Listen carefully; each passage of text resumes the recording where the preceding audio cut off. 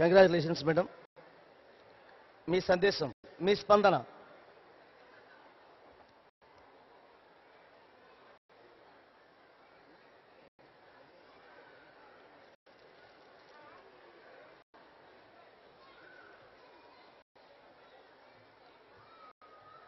వేదికను అలంకరించిన పెద్దలకి, వేదిక ముందు ఉన్న పెద్దలకి, మరియు ఇక్కడ విచ్చేసి ఉన్న మిత్రులందరికీ కూడా నా నమస్కారాలు, కృతజ్ఞతలు. 2 రోజుల నుంచి ఈ నాట్స్ కార్యక్రమాలు చూస్తుంటే చాలా సంతోషంగా ఉంది. ఈ పిల్లల పర్ఫార్మెన్స్ చూసిన తర్వాత ఆ స్టేజీకైనా అలుపు వస్తుందేమో కానీ పిల్లలకైతే అలుపు రావడం లేదు. 24 గంటలు కంటిన్యూస్గా చాలా బాగా చేస్తున్నారు. నాకు ఇక్కడ ఒక చిన్న ఎగ్జాంపుల్ గుర్తుకొస్తుంది. శ్రీనివాస్ గారు పర్మిషన్ ఇస్తే 2 minutes. ఇలాగే సంబరాలు మన ఆంధ్రప్రదేశ్లో అన్ని ఊళ్ళల్లో చేస్తూ ఉంటారు. సో ఒక ఊర్లో ఇట్లాగే అంతా పంటలు బాగా పండినాయి, అన్ని రకాలుగా అంతా బాగుందని ఆ కొలుపులు ఏవో చేసుకుంటా ఉన్నారన్నమాట. ఆ టైంలో ఊర్లో ఉన్న యూత్ అంతా కూడా మంచి ఫంక్షన్ చేసుకోవాలి మనమందరం అని కూడా అనుకుని ఆ కలెక్టర్ గారిని ఇంకా అక్కడ ఉన్న ఆఫీసర్స్ని అందరినీ పిలిచి ఒక ఫంక్షన్ లాగా చేస్తూ స్టేజి మీద కూర్చోబెట్టి మన సంస్కృతి గురించి మాట్లాడమని చెప్పారంట. అదే టైంలో విలేజ్ సర్పంచ్ కదా, బాగుండదు పిలవకపోతే అని ఆయన ఏం చదువుకోకపోయినా కూడా విలేజ్ సర్పంచ్ని కూడా స్టేజ్ మీదకి రమ్మని ఆహ్వానించారనమాట. అందరూ పెద్ద వాళ్ళందరూ మాట్లాడుతూ ఉన్నారు. కలెక్టర్ గారు మంచి ఇంగ్లీష్లో మాట్లాడారు. మన సంస్కృతి గొప్పతనం గురించి, దాన్ని 10 కాలాల పాటు మనం కాపాడుకోవాలని, దాన్ని వదిలిపెట్టకూడదని ఇలా అందరూ కూడా మాట్లాడారు. అంతా చదువుకున్న వాళ్ళు, మంచి మంచి హోదాల్లో ఉన్నవాళ్ళు. చివరికి సర్పంచ్ గారి అవకాశం ఇచ్చారు. ఆయన ఏమీ చదువుకోలేదు, కానీ ఊర్లో ఉండే పరిస్థితుల వల్ల ఆయన సర్పంచ్ అయినారు. ఆయన్ని మాట్లాడమని చెప్పినప్పుడు ఆయన ఇంతమంది పెద్దవాళ్ళు చదువుకున్న వాళ్ళ ముందు నేనేం మాట్లాడగలనని చెప్తూ ఆయన ఒక చిన్న ఎగ్జాంపుల్ ఇచ్చారనమాట. మా ఇంట్లో మేము ఒక 15 సంవత్సరాల నుంచి వీవింగ్ బర్డ్ అంటే గిజ్జిగాడు గూడు అని అంటారు, ఆ గిజ్జిగాడు పక్షుల్ని మేము పెంచుతూ ఉన్నాము. అవి తరతరాలు అంటే ఒక 15 సంవత్సరాల నుంచి పెద్ద పక్షులు, చిన్న పక్షులు అలా అలా వెళ్ళిపోయినాయి. వాటికి బయటికి వెళ్ళడం తెలియదు. పంజరంలో పెట్టేవాళ్ళము, గింజలు దాంట్లోనే వేసేవాళ్ళము, అవి తినేసి మళ్ళా అక్కడే ఉండేవి. బయట ప్రపంచం దానికి తెలియదు. కానీ మా 15 సంవత్సరాల నుంచి ఈ జాతిని పెంచుతా ఉన్నాం, బయటికి వదిలేసేద్దామని చెప్పేసి ఒకరోజు ఆయన ఆ పక్షుల్ని బయటికి వదిలేశారనమాట. అంటే 15 సంవత్సరాల నుంచి ఆ తరతరాలుగా అన్నట్లు ఆ బర్డ్స్ అందులోనే ఉన్నాయి. అవి వదిలేసిన తర్వాత పంజరంలోంచి బయటకు వెళ్ళి ఎక్కువ దూరం కూడా వెళ్ళలేదంట. ఆయన ఇంటి చెట్టు ముందే 5 నిమిషాల్లో గబగబగా ఆ గిజ్జిగాడి గుళ్ళు కట్టేసినాయి అనమాట. సో మీరు 10 సంవత్సరాల క్రితం, 20 సంవత్సరాల క్రితం, 30 సంవత్సరాల క్రితం ఆంధ్రప్రదేశ్ నుంచి ఇక్కడ వచ్చి సెటిల్ అయినా కూడా మీరు కూడా ఆ పక్షి మాదిరి ఏమాత్రం మన కల్చర్ని, సంస్కృతిని, సాంప్రదాయాన్ని మర్చిపోకుండా ఇక్కడ ఈ నాట్స్ దగ్గర పెట్టుకుని మీరంతా కూడా మీలో ఉన్న ఆ జీన్స్లో ఉంది, ఆ రక్తంలో దాగి ఉన్న తెలుగు సాంప్రదాయాన్ని అంతగా పరిరక్షిస్తున్నారు. ఇంత ఎంకరేజ్మెంట్గా మీరంతా చేసుకుంటున్నారు. ఎక్కడి నుంచో వచ్చిన మాకు, అక్కడి నుంచి వచ్చిన మాకంటే కూడా మీరు బాగా చేసుకుంటున్నారని అనిపిస్తుంది. నాకు ఈ అవకాశం ఇచ్చిన శ్రీనివాస్ గారికి, నాట్స్ పెద్దలందరికీ, ఇతర పెద్దలందరికీ నా నమస్కారం. అంజలి. ధన్యవాదాలు. వారు హోలీ మేరీ అధినేతలు ఈ నాట్స్ సంబరాలకి పెద్ద ఎత్తున వారు కూడా ఎంతో చేయూతనిచ్చారు. వారికి ధన్యవాదాలు తెలియజేసుకుంటూ, ఇవాళ ఇంత గొప్పగా జరగడానికి మాకు స్ఫూర్తిని కలిగించి నాట్స్ సంబరాలకి తొలి విడతగా దగ్గరకు వెళ్ళి అన్నయ్య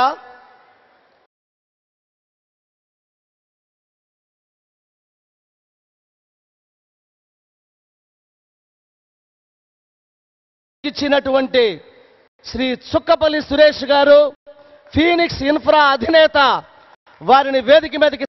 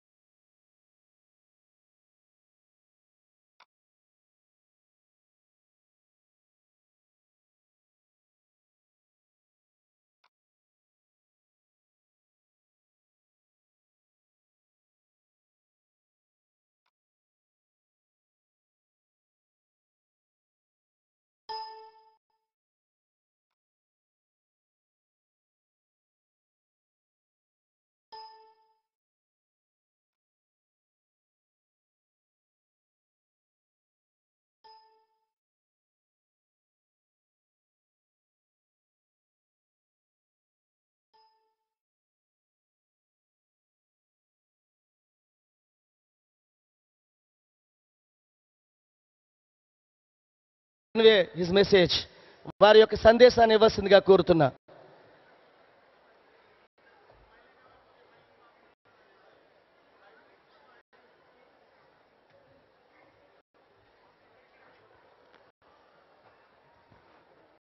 వేదికను అలంకరించిన పెద్దలు, ఈరోజు ఈ కార్యక్రమానికి విచ్చేసిన అశేష జన సముదాయం, మీ అందరికీ నా నమస్కారాలు. 2 నిమిషాలు అన్నారు, బ్లాంక్ చెక్ అన్నారు. ఈ 2 నాకు అర్థం కాలేదు.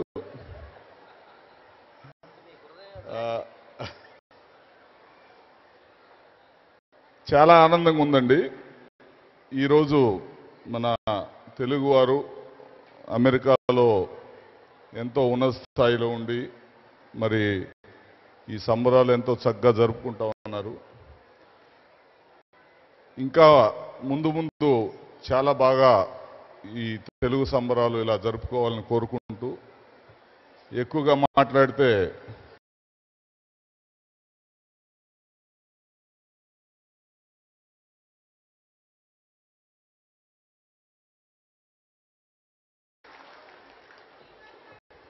థ్యాంక్ యూ అమ్మా, thank you so much.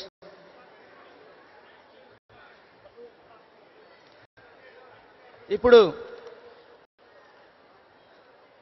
Hospitality committee వారిని వేదిక మీదకి ఆహ్వానిస్తున్నాను. పద్మజ నన్నపనేని, పెద్దలు విజయారెడ్డి గారిని వేదిక మీదకి ఆహ్వానిస్తున్నాను.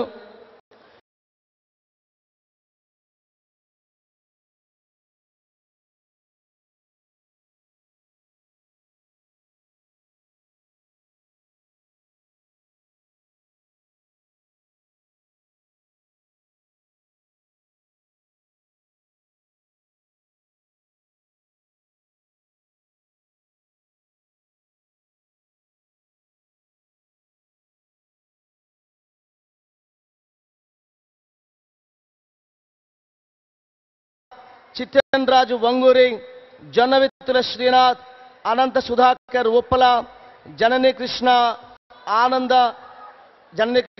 ఆనంద పాలూరి, విజయ్ వాసిరెడ్డి, వీరందరినీ కూడా వేదిక మీదకి ఆహ్వానిస్తున్నాను. వీరందరూ కూడా మనల్ని ఆదరించి ఆతిథ్యం ఇచ్చినటువంటి వ్యక్తులు. చాలా రోజులుగా అద్భుతమైన సేవ చేశారు. Let's all give a big hand to them please. ఉదయం నుంచి తిండి తిప్పలు లేవు వాళ్ళెవరికిను. మధ్యాహ్నం నాకు లంచ్ లేకపోతే వాళ్ళ కోసం దాచుకున్న లంచ్ నాకు ఇచ్చేశారు వాళ్ళు. ఇలా వాళ్ళందరూ కూడా వారు తినే తిండి త్యాగం చేసి మనకిచ్చారనమాట. సో వాళ్ళ టైంని, సమయాన్ని thank you very much.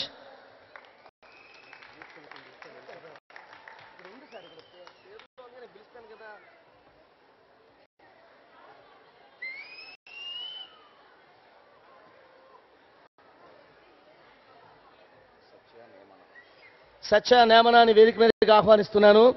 Satya Nemana please.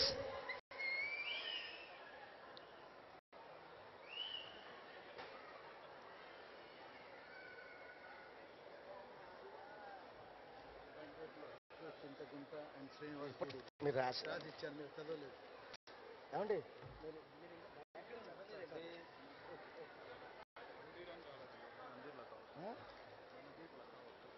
Randhir Lakavath గారి వేదిక మీదకి ఆహ్వానిస్తున్నా.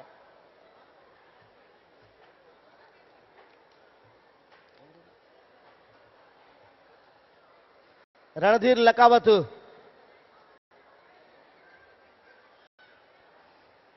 Thank you very much. Vijaya Reddy గారు, రైజ్ యువర్ హ్యాండ్.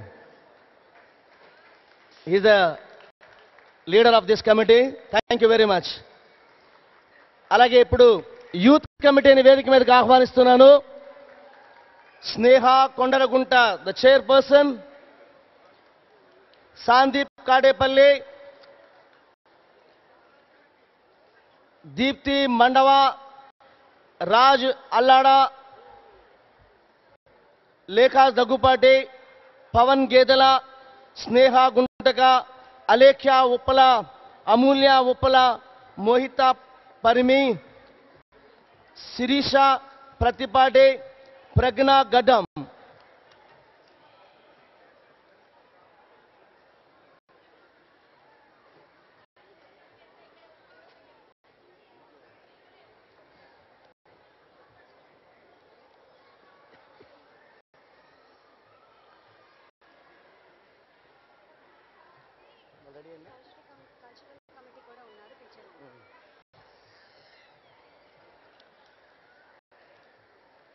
మీరందరూ మరీ అంత మౌనంగా ఉన్నారండి. చప్పట్లు కొట్టచ్చు కదండి, పాపం వాళ్ళు కష్టపడితే.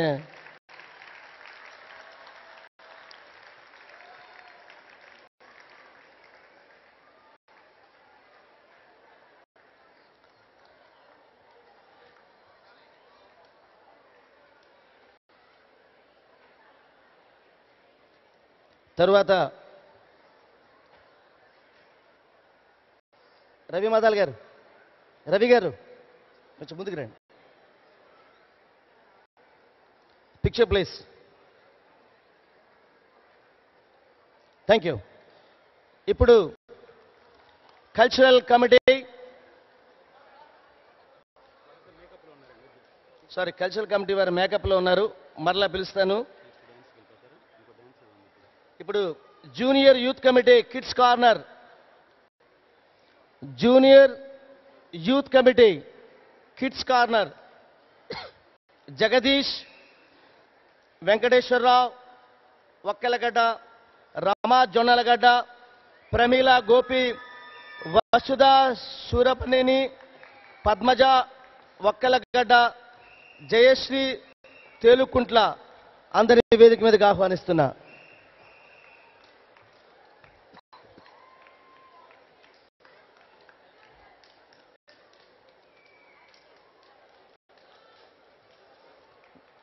ఈసారి వినూత్నంగా పిల్లలందరూ ఆడుకోవడానికి చక్కటి క్రీడా స్థలం, ఆటల స్థలం ఏర్పాటు చేశారు. చాలా మంది పేరెంట్స్ రిలీవ్ అయ్యారు బాగా. మా నాన్న మా అమ్మ అస్తమానం చీరలకే చూస్తుంది, నా గురించి పట్టించుకోవట్లేదని.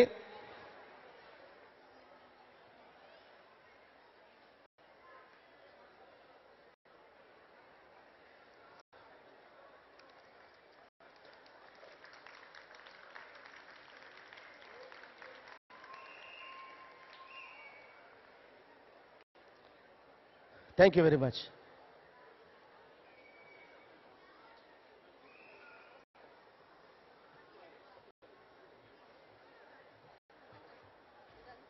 సన్షైన్ హాస్పిటల్స్ వారు ఆరోగ్య రక్ష అనే కార్డు, ఎన్ఆర్ఐ హెల్త్ కార్డు, ఎక్కడో దూరంగా ఉన్న మన తల్లిదండ్రులకి మంచి ఆరోగ్యం, వైద్యం ఇవ్వడానికి నిన్ననే మనం లాంచ్ చేశాం. ఆరోగ్య రక్ష హెల్త్ కార్డ్. దయవుంచి మీరు ఎక్కడ ఉన్నారు, మా తల్లిదండ్రుల ఆరోగ్యం ఎలాగా అని మీరు బెంగపడాల్సిన పని లేదు. సన్షైన్ హాస్పిటల్స్ తానే ఒక బిడ్డగా మన అందరికీ, మన తల్లిదండ్రులందరికీ కూడా అండగా ఉండడం కోసం ఏర్పాటు చేసినటువంటి ఎన్ఆర్ఐ హెల్త్ కార్డు ఆరోగ్య రక్ష ఒక్కసారి పరిశీలించండి.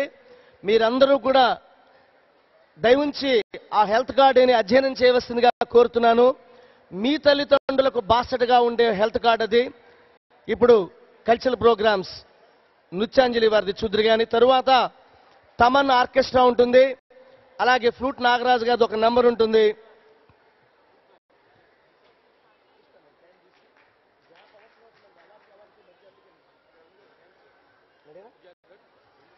నృత్యాంజలి.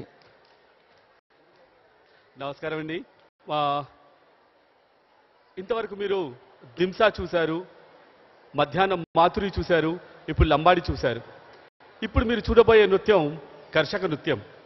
ఇది ఉభయ గోదావరి జిల్లాల్లో మనకు సంక్రాంతి పెద్ద పండుగ.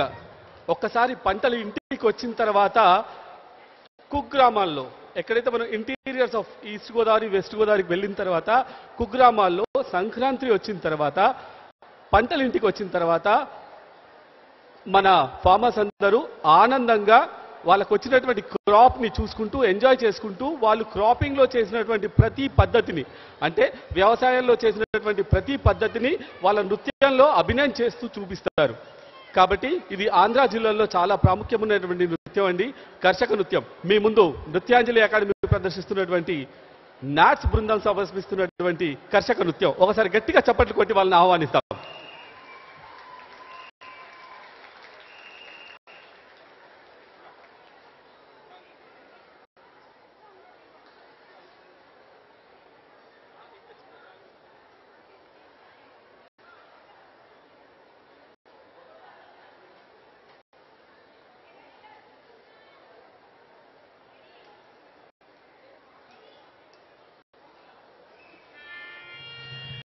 ఒలియో ఒలియో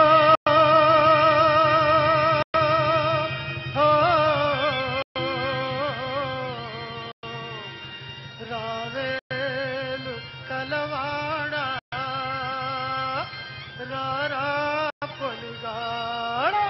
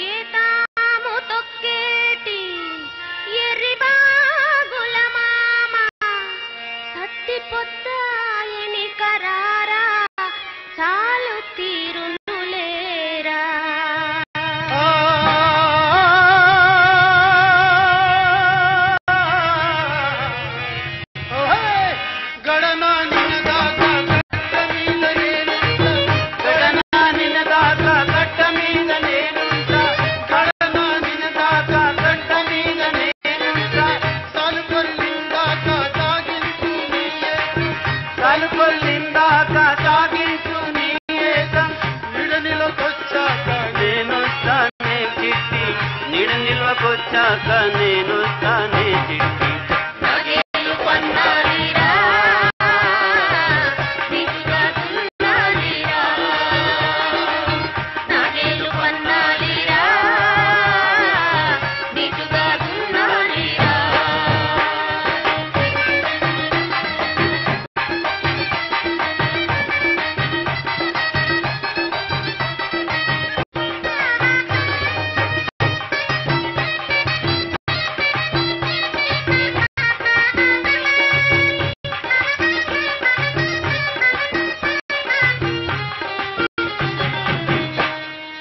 నేల నమ్మిన వాని గాది నిండకపోదు నల్ల బంగారమీ నేల రజనాలు పండేనురా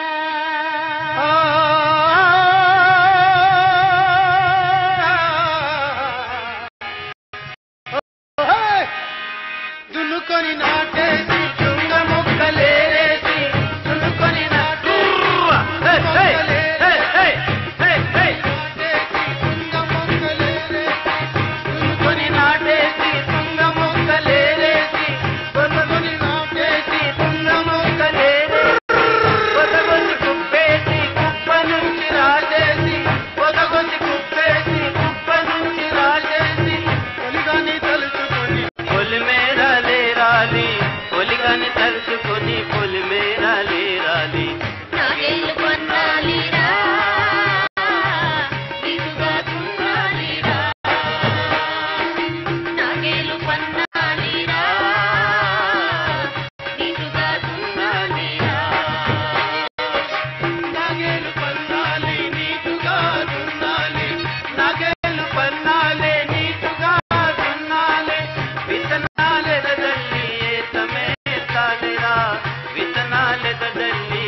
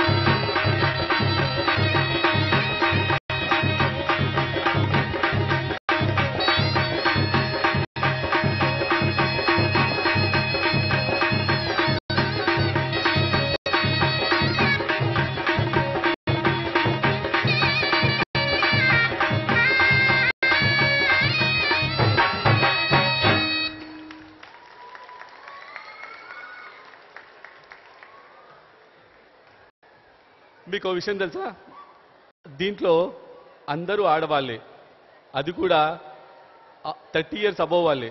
వాళ్ళు ఈ కృషి చేసినందుకు వాళ్ళకి ఒకసారి గట్టిగా చప్పట్లు కొట్టండి. వీళ్ళెప్పుడు స్టేజ్ పైకి ఎక్కలేదు, వీడెప్పుడు డాన్స్ చేయలేదు, వీళ్ళ పిల్లలతో మాత్రమే డాన్స్ చేయించారు. అటువంటి వాళ్ళు కాస్ట్యూమ్ చేసుకొని డాన్స్ నేర్చుకొని ఇంత బాగా చేశారంటే వాళ్ళకి ఒకసారి గట్టిగా చప్పట్లు కొట్టండి please. And we have to encourage, and NATS వాళ్ళు అదే కోరుకుంటున్నారు. కమ్యూనిటీలో ఉన్న వాళ్ళు ఎంతమంది అయితే అంతమంది ముందుకొచ్చి ఇటువంటి ప్రదర్శనలు ఇస్తే చాలా బాగుంటుందని నాట్స్ వాళ్ళు కానీ నృత్యాంజలి అకాడమీ అని కోరుకుంటుందండి. తర్వాత నృత్యం మన ఆంధ్రప్రదేశ్కి గర్వంగా చెప్పదలుచుకున్నటువంటి డప్పు నృత్యం.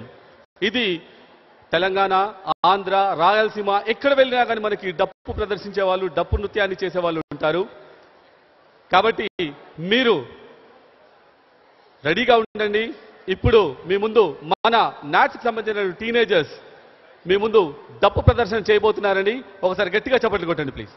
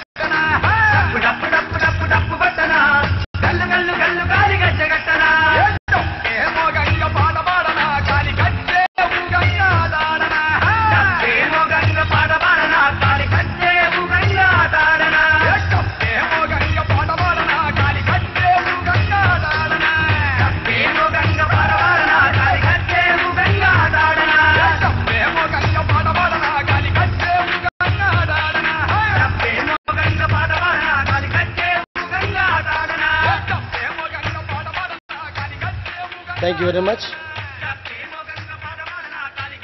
రవి మాదాల గారిని, శ్రీ వల్లభనేని యుగంధరరావు గారిని, డాక్టర్ బదు కొరపాటి గారిని, దేశ వెంకాధర్ గారిని వేదిక మీదకి ఆహ్వానిస్తున్నాను.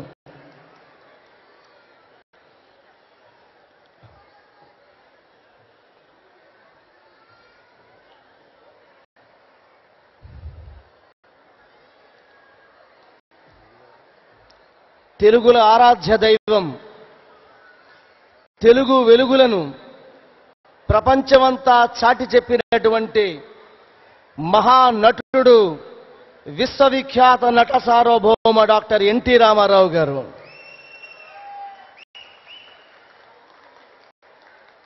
అటువంటి రూపాన్ని ఆ వర్చస్సు, ఆయనలో ఉన్న ఉషస్సు మరలా మరలా మరలా ఈ ఎవరిపై మనం చూడలేము. అటువంటి తేజస్సుని, తెలుగు జాతి పౌరుషాన్ని ఖండ ఖండాంతరాలలో వెలిగించిన మహోన్నతమైన మహానటుడు, తెలుగు జాతి ముద్దు బిడ్డ డాక్టర్ ఎన్టీ రామారావు గారు.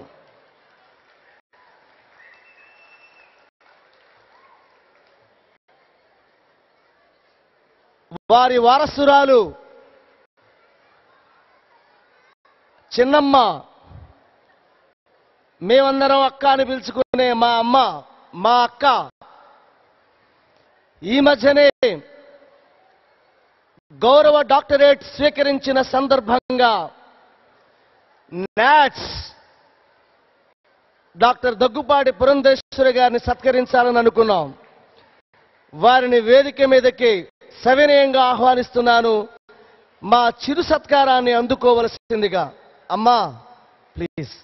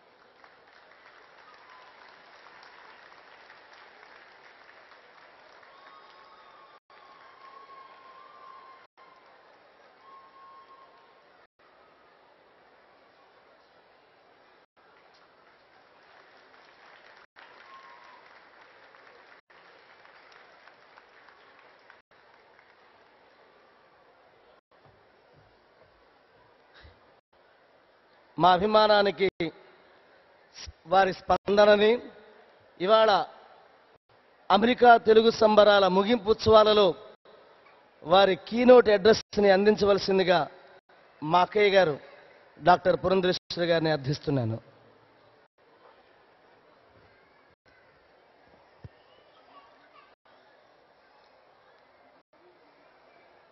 సభాయ నమః అంటూ సభా సరస్సుకి నమస్కరిస్తూ ఉత్తర అమెరికా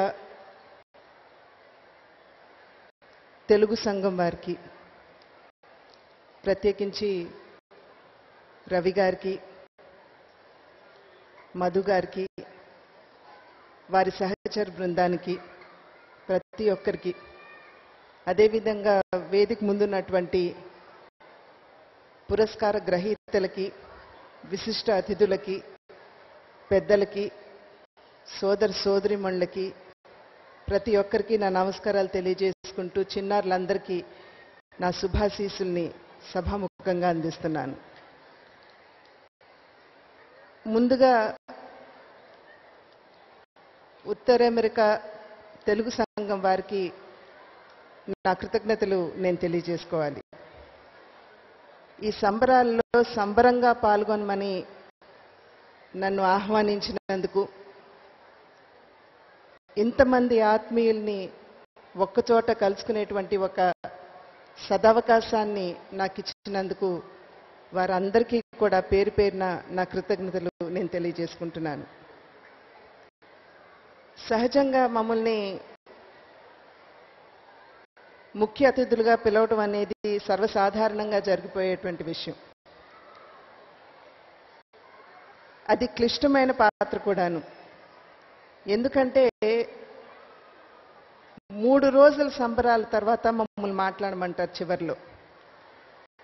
అప్పటికే అందరి భాషణలు విని అలసిపోయినటువంటి వారు ఇంటికి వెళదామా లేకపోతే ఆకలిగా ఉంది భోజనానికి వెళ్దామా అన్న ఆలోచనలో ఉన్నటువంటి తరుణంలో మమ్మల్ని వచ్చి మాట్లాడమంటం అనేది మాకు కష్టతరమైనటువంటి విషయంగా నేను భావిస్తూ ఉంటాను.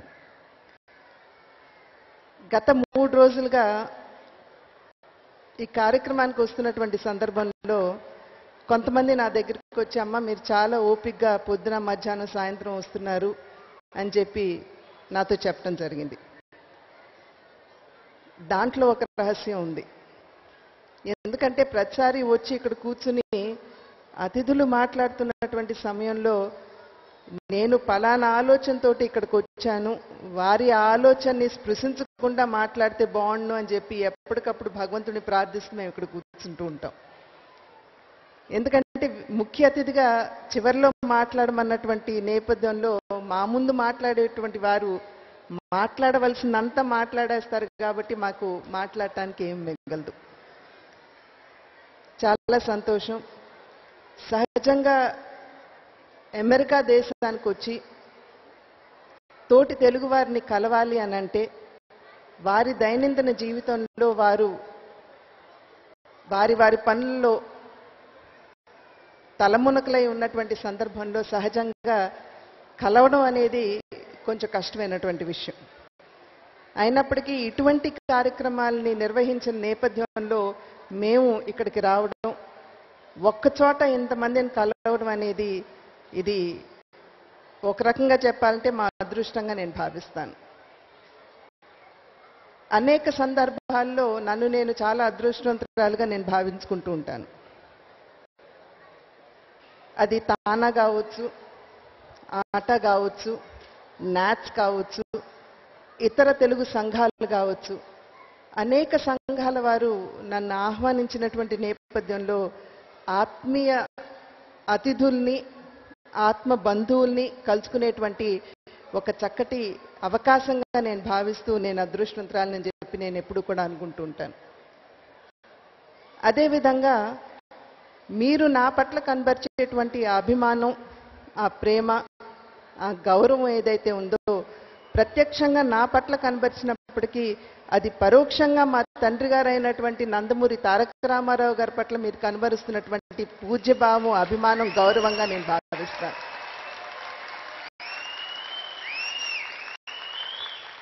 కనుక మీరు కనబరిచినటువంటి ఈ అభిమానాన్ని, ఈ ప్రేమని, ఈ గౌరవాన్ని వారికి అంకితం ఇస్తూ పుణ్య దంపతులైనటువంటి శ్రీమతి బసవతారకం గారు మరి నందమూరి తారక రామారావు గారు బిడ్డగా జన్మించడం అనేది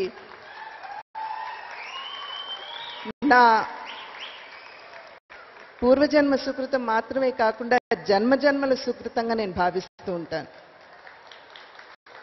సహజంగా మా తండ్రి గారి గురించి అందరికీ తెలుసు, మా తల్లిగారి గురించి బహు కొద్ది మందికే తెలుసు. సహధర్మచారిణి అన్న పదానికి నాకు తెలిసినంతలో, అంటే అతి దగ్గరగా నా తల్లిగారిని నేను చూశాను కాబట్టి సహధర్మచారిణి అన్న పదానికి నిలువెత్తు నిదర్శనం మా తల్లిగారు అని చెప్పి నేను భావిస్తూ ఉంటాను. కార్యేషు దాసి కరణేషు మంత్రి భోజ్యేషు మాత శయనేషు రంభ రూపేచ లక్ష్మి షట్కర్మయుక్తి క్షమతాధరిత్రి కులధర్మ పత్ని అంటే అది తలుచుకున్నప్పుడల్లా శ్రీమతి బసవతారకం గారి విగ్రహమే నా కళ్ళ ముందు ఉంటుందని చెప్పి నేను చెప్పక తప్పదు. మా తండ్రి గారు కావచ్చు, బిడ్డలంగా మేం కావచ్చు, ఎప్పుడూ కూడా మాకిది కావాలి, మాకిది లేదు అని అడగటం కానీ ఆలోచన కానీ మాకు వచ్చే లోపు అన్నీ మాకు సమకూర్చేటువంటి ఒక స్త్రీమూర్తి దేవత మా తల్లిగారు శ్రీమతి బస్ తారకం గారు. సహజంగా రెండు రంగాల ద్వారా ప్రజలకి అతి చేరువయ్యేటువంటి ఒక అవకాశం ఉంటుంది. ఒకటి చలనచిత్రం, రెండు రాజకీయ రంగం. ఈ రెండు రంగాల మీద కూడా తనదైనటువంటి శైలిలో చెరగని ముద్ర వేసి ఈనాటికి కూడా వారి పేరుని ఉచ్చరించిన వెంటనే ఇంత స్పందన వస్తుంది అంటే అందరి హృదయాల్లో చిరస్మరణీయులుగా నిలిచిపోయినటువంటి మహనీయులు నందమూరి తారక రామారావు గారు.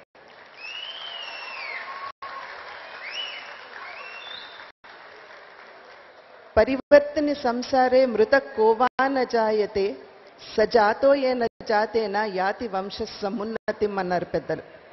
అంటే జీవన మరణాలతో నిండినటువంటి ఈ ప్రపంచంలో పుట్టినవాడ ప్రతి ఒక్కరూ కూడా గతించక తప్పదు.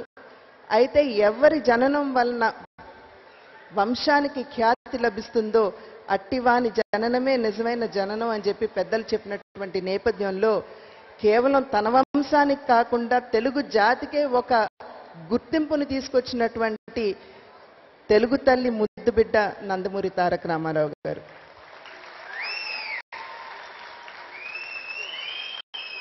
నిజ జీవితంలో నటించడం వారికి తెలియదు. కాకపోతే వెండి తెర మీద అయితే ఏ పాత్ర వేసినా కూడా ఆ పాత్ర పోషించారు అని చెప్పడం భావ్యంగా ఉండదు. వారు ఆ పాత్రలో జీవించారు అని చెప్పడం సబబుగా ఉంటుందని చెప్పి నేను భావిస్తాను. ఎప్పుడు కూడా ఒక పిట్ట కథ, ఒక చిన్న కథ, అంటే ఇది జోక్గా అందరూ చెప్పుకునేటువంటి ఒక చిన్న కథ. ఒక మహానాయకుడు ఎలక్షన్ క్యాంపెయిన్కి వచ్చాడంట. వచ్చి ఉధృతంగా స్పీచ్ ఇస్తున్నారు. ఉన్నపళంగా ఆ సభాస్థలి కిక్కిరిసిపోయినటువంటి నేపథ్యంలో ఉన్నపళంగా జనమంతా లేచి పరిగెడుతున్నారంట. అప్పుడు ఈయన పక్కన ఉన్నటువంటి వ్యక్తిని పిలిచి, ఏంటి బాబు, మరి నేనేమైనా తప్పుగా మాట్లాడానా, వీళ్ళందరూ లేచి ఏంటి ఇట్లా పరిగెడుతున్నారు అని చెప్పి అడిగినటువంటి నేపథ్యంలో, ఏమి లేదండి, పక్క మైదానంలో నందమూరి తారక రామారావు గారు స్పీచ్ ఇవ్వడానికి వచ్చారు, అందరూ అక్కడికి వెళ్ళిపోయారు అని చెప్పి అన్నారంట. అంటే ఈయనకి కొంచెం కోపం వచ్చింది. అంటే మంచి ఉత్సాహంగా స్పీచ్ ఇస్తున్నటువంటి సందర్భంలో అందరూ లేచి వెళ్ళిపోతుంటే కొంచెం కోపం వచ్చిందంట ఈయనకి. ఎవరు అంటే ఈయన ఉత్తరాది నుండి వచ్చినటువంటి వ్యక్తి. సో ఎవరు ఈ నందమూరి తారక రామారావు గారు ఎవరు అంటే, ఆయన రాముడు, కృష్ణుడు వంటి దేవతా పాత్రలు వేసి అందరి హృదయాల్లో దేవుడుగా మిగిలిపోయినటువంటి వ్యక్తి అండి. కనుక వారిని దేవుడుగా కొలుచుకున్నటువంటి సందర్భంలో అందరూ కూడా ఆయన చూడటానికి వెళ్ళారు అని చెప్పినప్పుడు ఈయన కొంచెం కోపంగా ఊగిపోతూ, మరి రాముడు, కృష్ణుడు పాత్రలు వేసినట్లయితే మరి అటు రావణాసురుడు, దుర్యోధనుడు పాత్రలు వేసినటువంటి వారు ఉండాలి కదా, వారిని మన సభకు తీసుకురండి, మళ్ళీ జనం అంతా ఇటు వస్తారని చెప్పారంట. అంటే ఈయన అన్నారంట, అది అసలు చాలా కష్టం అండి, ఎందుకంటే రాముడు, కృష్ణుడు మాత్రమే కాదు, దుర్యోధనుడు, రావణాసుడు పాత్ర కూడా ఆయనే వేసేసారని చెప్పి అన్నారంట.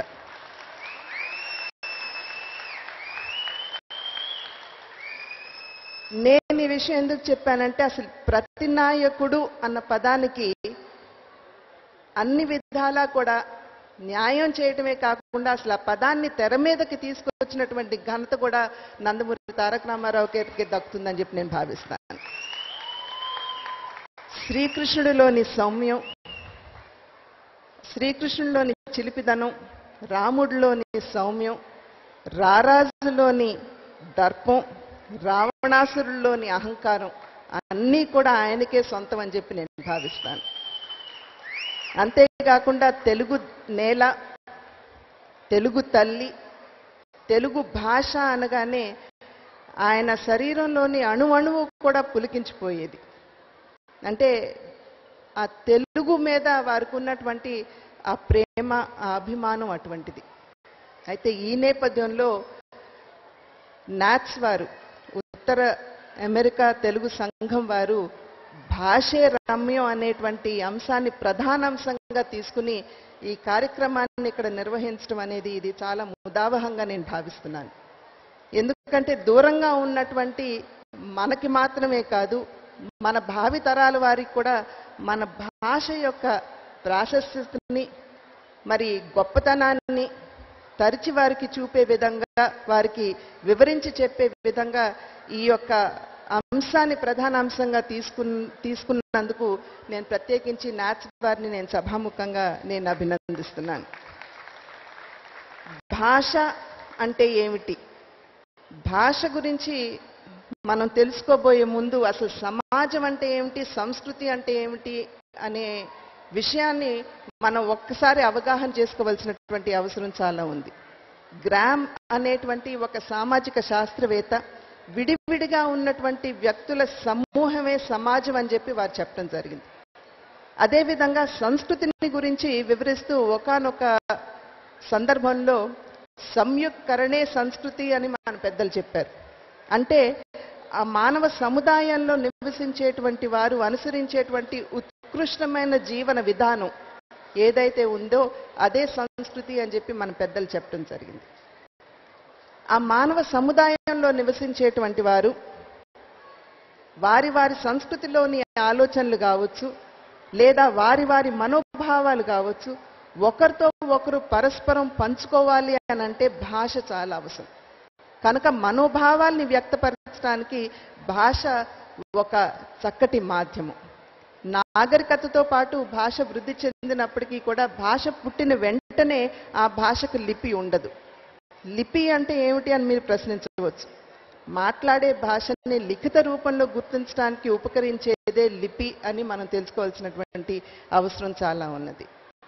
మరి ఈనాడు మన భారతదేశంలో ఉన్నటువంటి భాషా లిపులన్నీ కూడా క్రీస్తుకు పూర్వం 250 సంవత్సరాల నాటి బ్రాహ్మీ లిపి నుండి ఉద్భవించినవని చెప్పి చాలా మంది విశ్వసిస్తున్నటువంటి మాట మాత్రం వాస్తవం. అంటే మనోభావాల్ని వ్యక్తపరచడానికి భాష అవసరం అని మనం భావించినప్పటికీ కూడా కొన్ని సందర్భాల్లో భాషకి మాటలతో పని ఉండదు. ఉదాహరణకి సైగల ద్వారా కూడా మన మనోభావాల్ని ఇతరులకి మనం తెలియపరచుకోవచ్చు.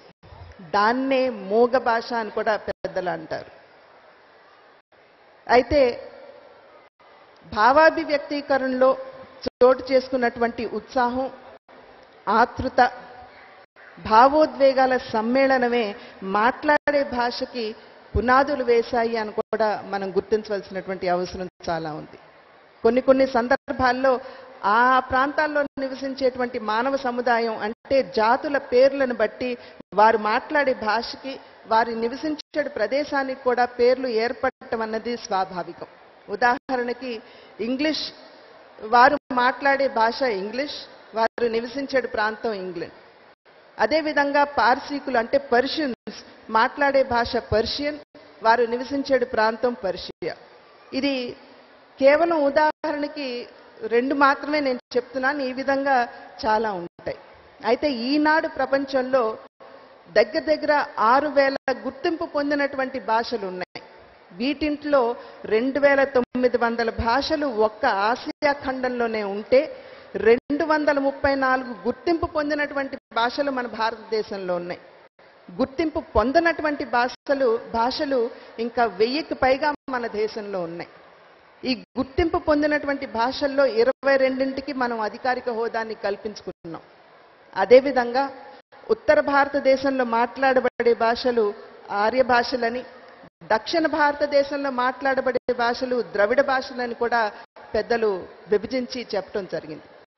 రష్యా దేశంలో నివసించేటువంటి భాషావేత్త ఎంఎస్ ఆంద్రోనోవ్ అనేటువంటి ఒక ఆయన ద్రవిడ భాషా కూటమికి చెందినటువంటి భాషలు 21 ఉన్నాయని, వాటిని స్థూలంగా ఉత్తర, దక్షిణ, మధ్య ద్రవిడ భాషా కూటములుగా మనం విభజించవచ్చని చెప్పి వారు చెప్పడం జరిగింది.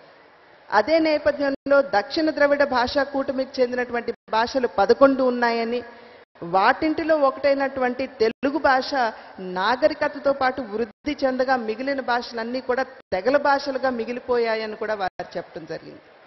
కనుక ఈ నేపథ్యంలో మన భాష ఇంత పురోగతి సాధించినటువంటి సందర్భంలో అసలు ఒక్కసారి మన భాష చరిత్ర మీద గొప్పతనం మీద ఒకసారి దృష్టి సారించవలసినటువంటి అవసరమే కాదు, బాధ్యత కూడా మన మీద ఉన్నది అని చెప్పి నేను భావిస్తున్నాను.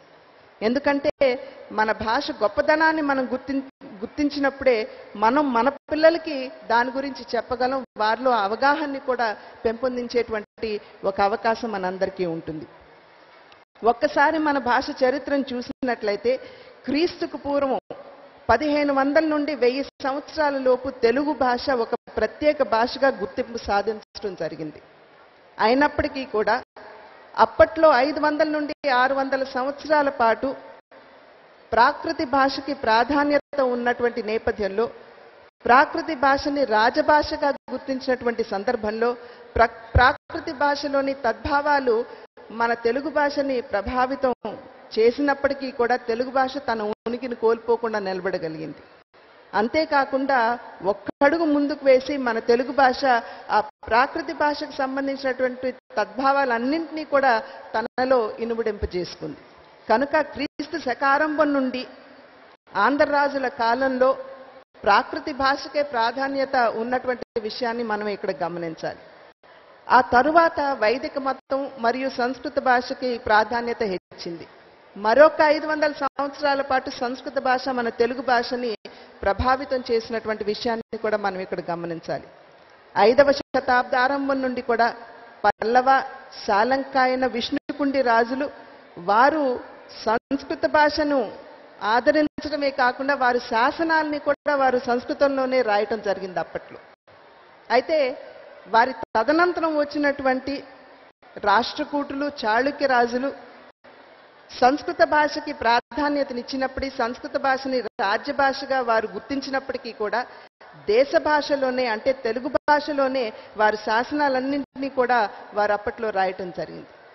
చాళుక్య రాజులు రాసినటువంటి ఒకానొక తెలుగు శాసనం ద్వారానే రాజరాజ నరేంద్రుడు మరి నన్నయ్యని ఆయన ప్రోత్సహించి తెలుగు భాషని సంస్కరించినటువంటి విషయం మనకి వారి శాసనాల ద్వారానే మనకు తెలియవస్తుంది అనేటువంటి విషయాన్ని కూడా మనం అందరం కూడా గమనించవలసినటువంటి అవసరం చాలా ఉంది. అదేవిధంగా మన భాష యొక్క వయస్సుకి అంటే ప్రాచీనతకు వచ్చేటప్పటికి క్రీస్తు శకం 1వ శతాబ్దానికి చెందినటువంటి శాతవాహన రాజైనటువంటి హాలుని గాథా సప్తశతిలో మొట్టమొదటిసారిగా తెలుగు పదాలు మనకి కనబడతాయి. అంటే నన్నయ్య కాలానికి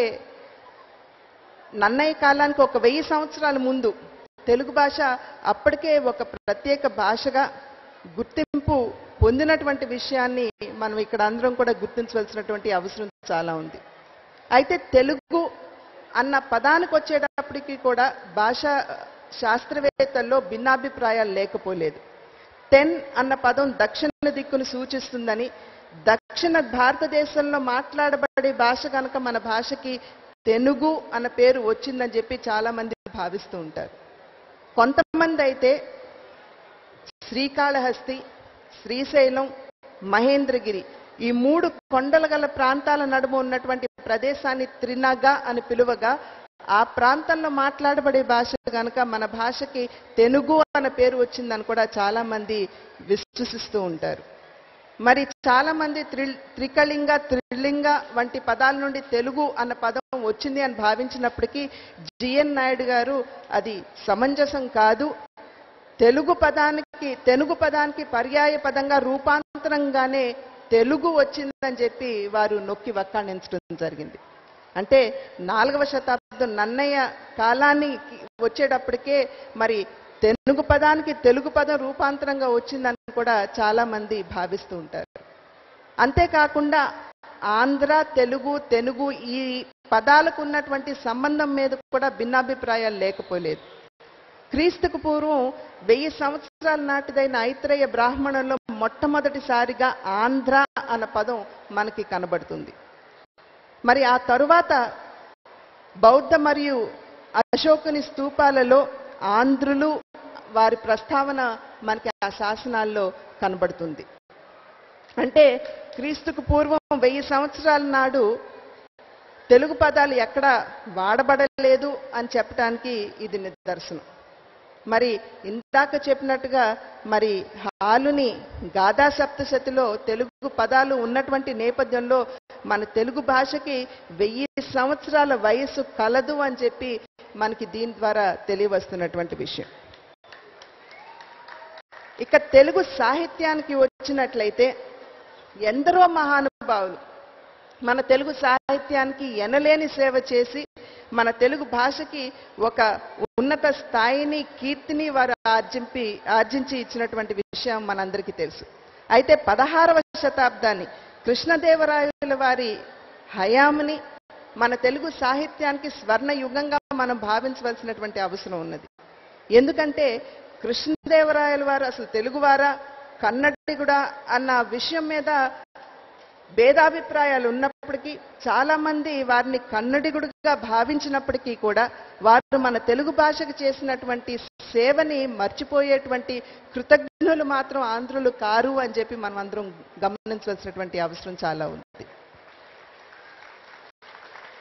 వారి హయాంలోనే అంటే ఎప్పుడో 1000 సంవత్సరాల క్రితమే వారు తెలుగు భాషని అధికారిక భాషగా వారు ఘోషించినటువంటి విషయాన్ని మనం ఇక్కడ గమనించాలి.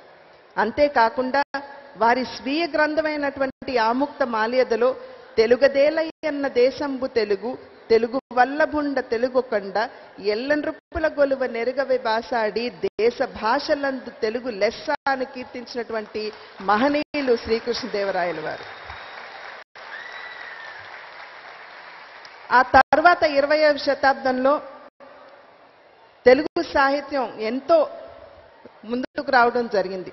ప్రత్యేకించి తెలుగు యూనివర్సిటీ వారు భద్రరాజు కృష్ణమూర్తి గారి నాయకత్వంలో 1,08,330 పదాలతో కూడినటువంటి పదకోశాన్ని ప్రచురింపజేసినటువంటి విషయాన్ని మనం ఇక్కడ గమనించాలి.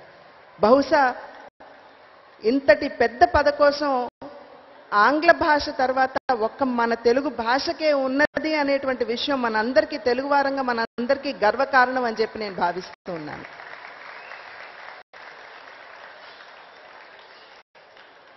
భాష అనేది మన మూలాలతో మనకున్నటువంటి బంధుత్వాన్ని పటిష్ట చేయడానికి ఇది చాలా అవసరం. ఎందుకంటే మన పూర్వీకులు చెప్పినటువంటి విషయాల పట్ల మనం అవగాహన పెంపొందించుకోవాలంటే అది భాష ఉంటేనే సాధ్యం అవుతుంది అనేటువంటి విషయాన్ని మనం ఇక్కడ గమనించాలి. మరి ఒక్కసారి మన సంస్కృతి ఎంత గొప్పదో మనం ఒకసారి తరచి చూసుకోవాలి అని అంటే ఎప్పుడూ కూడా మన పూజలు కేవలం ఒక్క మన కోసం అని చెప్పి మనం ఎప్పుడు పూజలు చేయలేదు. ఎప్పుడు కూడా మన పూజల్ని సమాప్తం చేసుకుంటున్నటువంటి సమయంలో సర్వే జన సుఖినో భవంతు అంటూ సర్వ మానవాళి సుఖ సంతోషాలతో ఉండాలని చెప్పి ప్రార్థించేటువంటి గొప్ప సంస్కృతి మనది. కేవలం మనుషులు మాత్రమే కాదు, సర్వే జన సుఖినో భవంతు అంటే సర్వ ప్రాణికోటి సుఖ సంతోషాలతో ఉండాలి అని చెప్పి ప్రార్థించేటువంటి గొప్ప సంస్కృతి మనది. కేవలం మనుషులు జీవరాశులు మాత్రమే కాదు, ఇంకొక అడుగు ముందుకు వేసి నిజంగా ముల్లోకాలు ఉన్నాయో లేవో మనకు తెలియదు కానీ ఉత్తిష్టోత్తిష్ట గోవింద ఉత్తిష్ట గరుడధ్వజ ఉత్తిష్ట కమలాకాంత త్రైలోక్య మంగళం కురు అంటూ ముల్లోకాలు కూడా సంక్షేమంగా మంగళంగా ఉండాలి అని చెప్పి ఆకాంక్షించే గొప్ప సంస్కృతి చెందినటువంటి వారు మానవం అని చెప్పి మనం అందరం కూడా గుర్తుంచుకోవాల్సినటువంటి అవసరం చాలా ఉంది. మరి ఇటువంటి గొప్ప విషయాలు మనలో అవగాహన పెంపొందిస్తున్నటువంటి మన తెలుగు భాష ఒకానొక సందర్భంలో ఒక మహానదిలా గలగలా పారినటువంటి మన మాతృభాష ఈనాడు నిరాదరణకు లోనై పిల్ల కాలువగా మారిపోయేటువంటి ప్రమాదపు అంచుల్లో నిలబడి ఉన్నది అనేటువంటి విషయాన్ని మనం